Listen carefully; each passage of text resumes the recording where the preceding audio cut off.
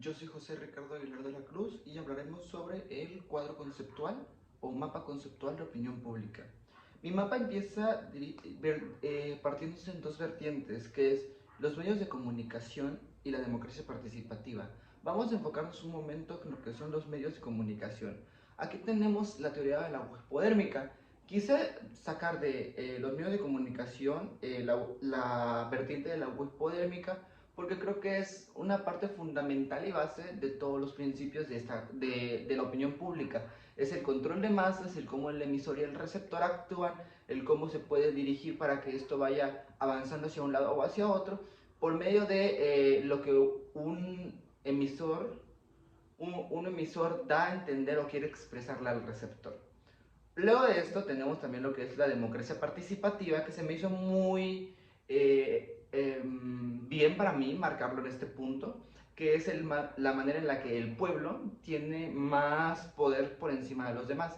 ¿Qué quiero decir? En la democracia participativa, el poder del pueblo es el que tiene la última palabra o el que tiene más valor que el poder en la democracia. Tiene otro tipo de nombre, pero es otro tipo de democracia. Se le conoce como democracia representativa. Perdonen este clip. Ahora, de aquí partimos a la sociedad. Como sabemos, la sociedad es muy compleja. En el hecho de que la sociedad sea muy compleja, da bastantes espacios para poder hablar, poder opinar y poder debatir acerca de las investigaciones nuevas que se han dado. Al ser la sociedad tan compleja, podemos partir en vertientes, podemos tener nuevas investigaciones, nuevos hallazgos y nuevos descubrimientos constantemente. Ahora, de este tema de la sociedad vamos a sacar a una vertiente más específica sobre la sociedad. Y esta vertiente se parte en dos. Empecemos con Maslow, la pirámide de las necesidades. Para que la sociedad pueda estar y pueda mantener un equilibrio, hay que tomar en cuenta esta pirámide de necesidades. Como nosotros conocemos, la pirámide se divide normalmente en 5 etapas, que es desde la base hasta la punta. Estas etapas son la más baja, que son las necesidades básicas que nosotros tenemos. Puede llegar a ser comida, calzado, vestimenta, el poder tener salud, el sexo para los seres humanos. Esas son las necesidades básicas que tiene como sociedad. Luego pasamos a las necesidades de seguridad, el que un ser humano se pueda sentir seguro y pueda estar bien. Luego en la necesidad de seguridad podemos encontrar lo que es la necesidad sociales. Las necesidades sociales podemos pasar a un pendaño más, que es la necesidad de la estima. Y de la necesidad de la estima, que ya es el penúltimo escalón, podemos encontrar la autorrealización, que es lo que nosotros esperamos, la necesidad de lo que nosotros queremos ser, a lo que nosotros queremos llegar, lo que nosotros estamos aspirando y a lo que nosotros vamos y estamos persiguiendo, nuestras metas o lo que nosotros más añoramos. De aquí nos partimos a otra pequeña vertiente, una vertiente bastante importante, la cual es la hegemonía cultural. Y nos podemos preguntar, ¿qué es la hegemonía cultural? Vaya, la hegemonía cultural viene de el mantener el orden, de eje, el poder y la sociedad dominante. ¿Cómo lo podemos explicar esto? La hegemonía cultural es el mantener el orden del poder. Ahora, existe la clase dominante y la clase dominada, ya sea por la ideología o por la política.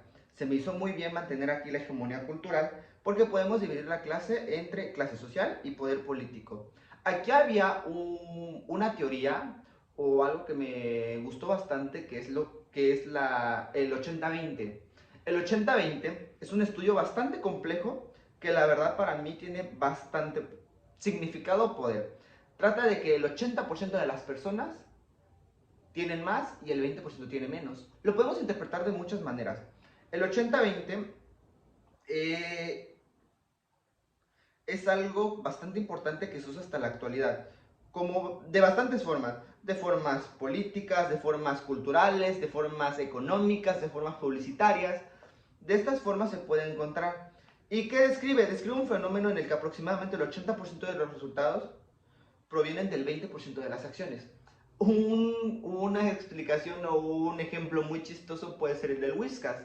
Si alguien ha visto el comercial del Whiskas, podemos ver el ejemplo de 8 de cada 10 gatos prefieren Whiskas. O si vemos propaganda política, podemos decir 8 de cada 10 personas eligen a tal candidato político.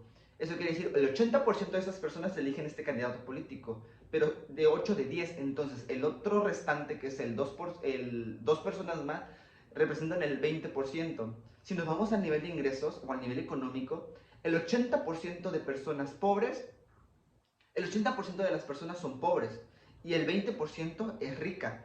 Pero este 20% de las personas ricas dependen del 80% de las personas pobres.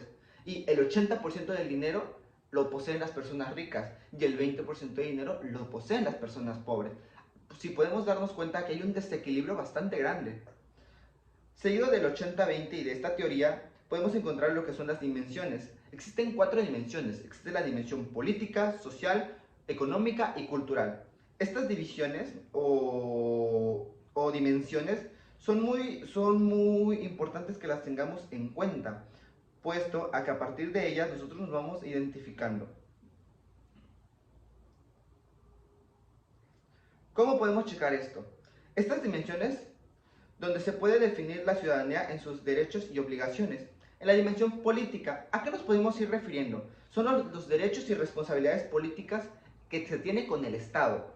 Ahora, la economía, derecho al trabajo y a poder acceder al respeto del consumo del contribuidor y de la sociedad y su desarrollo, el poder comprar y vender libremente. También tenemos la social, la ciudadanía se refiere al respeto de las notas, costumbres y redes del Estado, y la cultural, podemos pertenecer a cualquier tipo de cultura y estar dentro de ellas.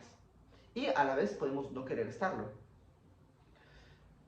Esta sería la primera de las 4 vertientes que yo marqué, que es la sociedad. De ahí tenemos una vertiente más, que es la modernidad. La modernidad, como sabemos, viene a raíz de la ilustración. Y la ilustración viene a raíz de la construcción cultural. ¿Qué buscaba esto? Esto más que nada buscaba lo que era una ciencia objetiva y concreta.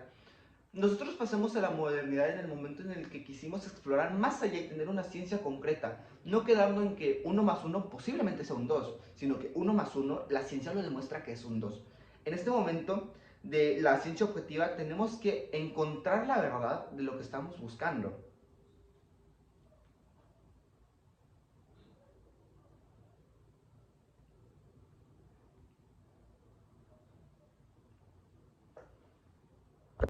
Vamos a pasar de nuestra segunda vertiente a la tercera vertiente. La tercera vertiente se va a basar exactamente en el marxismo. El marxismo es una superestructura, la cual divide la conciencia de clases, la clase dominada sobre la clase dominante. ¿Qué pasa? El marxismo no apoya para nada lo que es la opinión pública, puesto a que una persona no tenía el poder de poder opinar o poder debatir, poder expresarse libremente o poder tener la libre expresión para debatir algún tema. El marxismo oprimía a la clase dominada. La clase dominante contenía todo el poder sobre esta clase. ¿Cómo lo podemos comparar y cómo podemos ponerlo con un tema que anteriormente ya estábamos viendo? Como se recuerdan, vimos lo de las clases sociales del 80-20. El 80% de personas no tienen poder y el 20% de las personas sí lo tienen.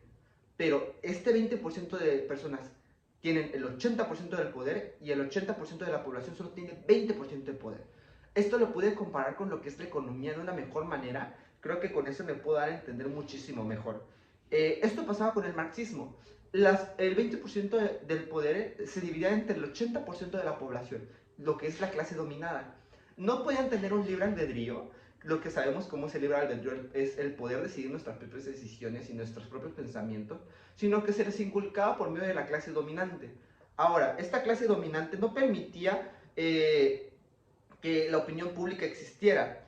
Ahora, esta clase imponía a la clase dominada su ideología, haciendo que ésta no pudiera tener una misma. De esto surge el capitalismo, que era en lo cual se basaba por el dinero, como ya decía, y el trabajador, la fuerza de trabajo que empleaba el 80% de la clase dominada. Son pensamientos racionalistas, tanto el marxismo como el iluminismo, pero ahorita nos estamos enfocando un poquito más en el marxismo. Creo que con esto podemos dejar de lado esta tercera vertiente, que es el marxismo, para entrar a la cuarta. En la cuarta vertiente nos vamos a enfocar un poquito en el individuo como persona. Un individuo contiene una mente propia, una realidad propia. Para el individuo el mundo es su realidad. Para mí la realidad es lo que me está rodeando. pero para otra persona su realidad es completamente distinta. Ahora, esta realidad viene de nuestra mente. Nuestra mente se divide en varias partes. Una de las partes es nuestra parte consciente. La parte que está en este momento, en mi persona, es la parte que está hablando. La parte en la que está aquí, viendo la cámara y siguiendo esto. También existe la parte inconsciente. Pero, ¿qué busca la parte inconsciente? ¿O qué es? Es todo lo psíquico oculto en nuestra mente. Esta parte inconsciente es la que está aquí. Vamos a poner que la parte inconsciente es esta y nuestra parte consciente está en este lado. En un medio de estas dos partes podemos encontrar la parte preconsciente, que es algo previamente inconsciente que está pasando a ser consciente. ¿Cómo podemos explicar esto de una mejor manera? La parte inconsciente es aquello que no conocemos o es aquello que está en nuestra mente. No lo pensamos, no está en nuestra cabeza en este momento, o sea, no lo tenemos en la lengua, pero está ahí. Un ejemplo, mientras yo estoy hablando sobre este tema, mi cabeza está pensando en 1000 temas más. En 1000 temas más, mi cabeza puede estar pensando en ver la cámara, mi cabeza está pensando en mi inconsciente en qué otro tema poder sacar, mi cabeza está pensando en este momento en que debo hablar del siguiente tema. Entonces, este inconsciente que está pensando en todo momento y en que en todo momento está trabajando, una de estas ideas pasa a ser preconsciente, pasa a estar casi a punto de poder llegar a nuestro punto consciente y poder ser expresada, poder ser realizada. Entonces esta idea preconsciente es la que previamente pasa de este lado a este y se encuentra en un punto medio. Pero en la parte inconsciente podemos encontrar dos vertientes, las cuales es el ello. El principio del placer y de la satisfacción viene del inconsciente, lo que pensamos, lo que queremos y lo que anhelamos. Y también nos podemos partir al yo o el super yo, la conciencia actual y lo que ya es propio. Esto es fundamental para las personas. El yo es lo que nosotros tenemos en este momento de conciencia. Y el super yo, lo que ya es mío, lo que para mí me corresponde. Creo que con esto puedo concluir mi mapa. Es un mapa que para mí siento que el mapa conceptual se debe basar en los conceptos básicos o más importantes y podemos a partir de este buscar o indagar más información, pues solo es para poder tener una idea más o menos vaga de lo que es el tema y a raíz de lo aprendido poder explicarlo. A raíz de esto podemos sacar muchas conclusiones, muy buenas también, y podemos sacar bastantes problemáticas, bastantes ejemplos y bastantes modos del cómo comprender todo lo que hemos visto en este mapa. Como un resumen rápido, podemos decir que nuestras vertientes fue la sociedad, lo cual nos basamos en la pirámide de Maslow y las necesidades básicas que ya habíamos repetido, necesidades básicas que todo ser humano, que toda persona existente tiene que tener. También nos pasamos a la hegemonía cultural, al 80-20, es una de las teorías aprendidas, al poder político, a las dimensiones política, social, económica, cultural, el poder que tienen las masas sobre nosotros. También podemos encontrar otras cosas como lo que es el público-privado, la compra-venta, el cómo nos adentran a este mundo de el escoger o los mensajes subliminales también pueden entrar en todo esto. Pasamos también a lo que es la modernidad, la ilustración, la construcción cultural, la ciencia objetiva, el cómo esto fue dando un paso a un cambio, fue otro de los temas que también abordamos. Abordamos el tema del marxismo, la superestructura, la conciencia de clases, las clases dominadas, dominantes, el individuo, los conscientes, la inconsciencia, el preconsciente, el yo, el super yo, así como todo lo que esto deriva.